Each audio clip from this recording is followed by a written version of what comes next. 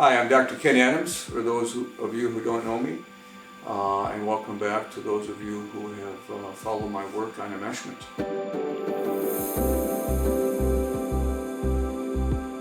I'm reporting here on 7 years of facilitating workshops for men who have been enmeshed with their mothers. We're close to 500 men from all around the world, different cultures.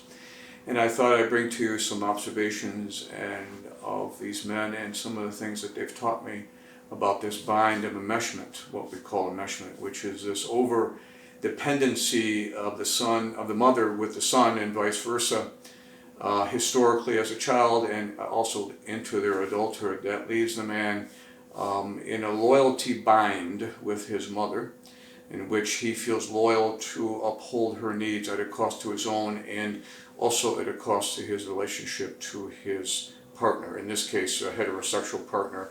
I'll be doing a separate video on gay men who have many of the same issues and symptoms.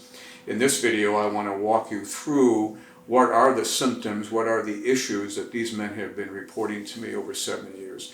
The primary one is that they are overly bonded and they feel guilty and obligated to their mothers and their family of origin at a cost to their own life and to their romantic partners. And they're in frequent, if not constant, conflict within themselves and between this group of people, their family of origin and their romantic partner, about what is in the best interest of each party. And as a result, the second symptom that you hear reported a lot is these men tend to be very ambivalent. Well, I'm not sure what I want to do. I don't know where I'm going to go for my vacation or where I'd like to go for dinner when people used to go out to dinner and so forth. So they have what we refer to as ambivalent attachment styles, 1 foot in and 1 foot out. I'm going to spend some time on a separate video delving into what causes the ambivalent attachment style, how to break free from it, and some of the ways it gets projected onto the partner. So stay tuned for that. Also, we have excessive caretaking, loss of a true identity, self-neglect, low self-worth, indecisiveness. These are frequently reported issues. And we have another symptom that I've labeled that the men have described as a way that they've coped historically with this enmeshment and loyalty bind, is what I call troublesome compromises. So troublesome compromise, which is going to have its own separate talk and video by myself, so stay tuned for that, is where the man tries to please and placate everybody. So he compromises what he wants to do, what he thinks his spouse wants to do, what his mother might want, and pretty soon he's torn in multiple ways, and he's sort of defined this troublesome compromises, which has gained him no ground and displeased everybody, because he can't break free from this obligatory assignment that he must please his mother at a cost to the rest of his life. So I will get into that further down the road, but that is a common reported issue that the men have brought to the workshops over these 7 years. The workshops being overcoming enmeshment, moving from guilt and ambivalence to passion and purpose, which is the subtitle of the workshop, which, after 7 years has remained without a doubt the primary description of what's delivered in that workshop, which, by the way, you can find out more about if you go to the website overcomingenmeshment.com. So moving from guilt and ambivalence to passion and purpose is the movement that is created in the workshop, and I'd have to say that, having watched close to 500 men, that's exactly what happens in the workshop. So lots of guilt and ambivalence reported. Addictions, particularly food and sex, where these what we call these disorders of appetite, right? Inability to control impulses around wanting more and more food or wanting more and more sex, beyond what we might describe as normal or normative appetites around these issues, in which the compulsivity in it causes its own dysfunction, because embedded in the addiction initially is a sense that I'm free. You can't control this, right? I can eat as much as I want. I can sex as much as I want. And mommy, you can't do anything about that. The trouble is that that becomes its own problem and its own trap and its own bind. So that's a frequently reported issue. Probably about 60 to 70% of the men coming in have some compulsive addictive issues.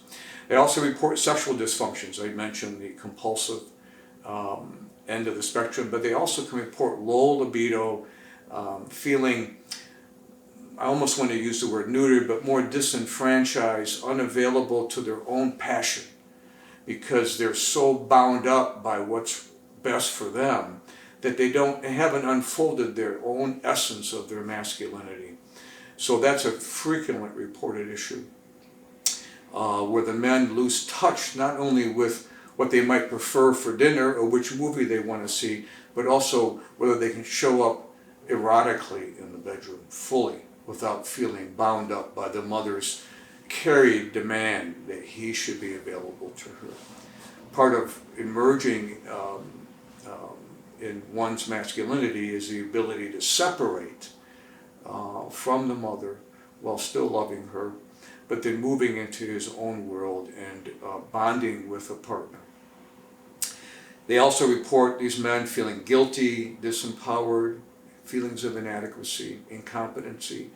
They may override that by being excessively workaholic, so they can cover that up, but underneath they have a lot of these feelings. They may displace their anger and feelings of being trapped from their mother onto their wife. Their wife is, or romantic partner, often confused. Why are you angry with me? I'm only asking you whether or not we can plan for a vacation, right? So he might interpret that as wanting too much control over him, when in fact it has little to do with the reasonable needs of the partner or the family system that he's in, but has to do with his carried or projected anger and entrapment he's yet to break free from his mother. And not surprising, these men have difficulty with boundaries. So they let people sort of intrude or walk all over them, or they might be very rigid in their boundaries. Leave me alone can be dismissive as a way to make sure they don't get trampled on and intruded on. So they don't do a very good job at negotiating their needs within a context of a situation that is requires negotiation between two people. So what has the workshop taught us about what works for these men? Well, the obvious thing is that they have to make a decision that the contractual arrangement between them and their mother must change. It can't stay the same. There's no way to emancipate, to break free from these enmeshed mother-son relationships with the same contract. And when I mean contract, I mean the implicit, obligatory arrangement that you can't leave me behind and go off into your own life. And the irony here is, and I just want to mention this, if you go into the family system therapist literature, one of the ironies of the characteristics of healthy families reported in the family system literature is that the more separateness you permit, the more closeness you invite. Now that's kind of ironic, isn't it? But the more freedom you give your adult, emancipating child, the more desirous he is to return because he doesn't feel obligated. He feels free to love you and to rearrange his love for you in relationship with you based on his terms.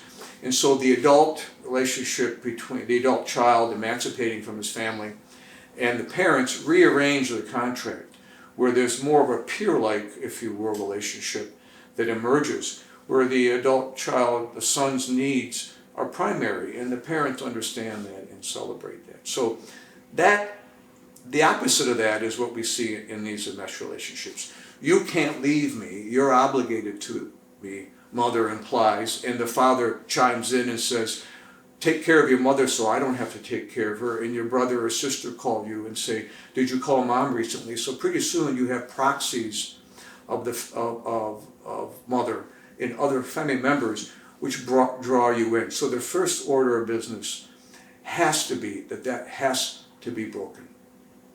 And you have to be willing to be misperceived. You have to set boundaries. You have to create new beliefs. It's not my job to take care of your helpless mother. I want to love you, but I want to love you on my terms.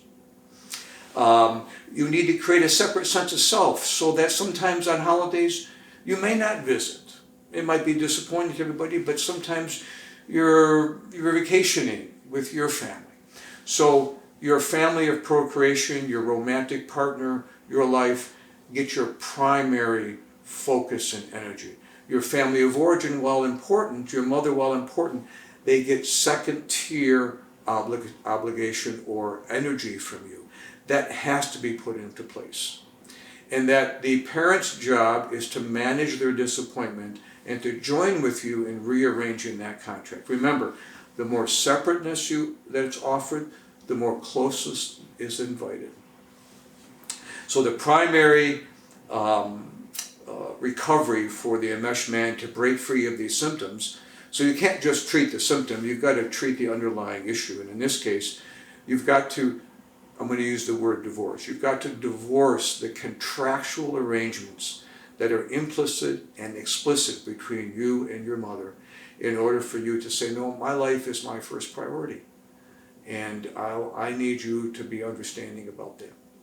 So I hope that helps. If you want more information about how to break free and still love your parents and move from ambivalence and guilt to passion and purpose, feel free to check out my website, overcomingenmeshment.com, and take a look at the workshops to see if that's something that you might want to look into.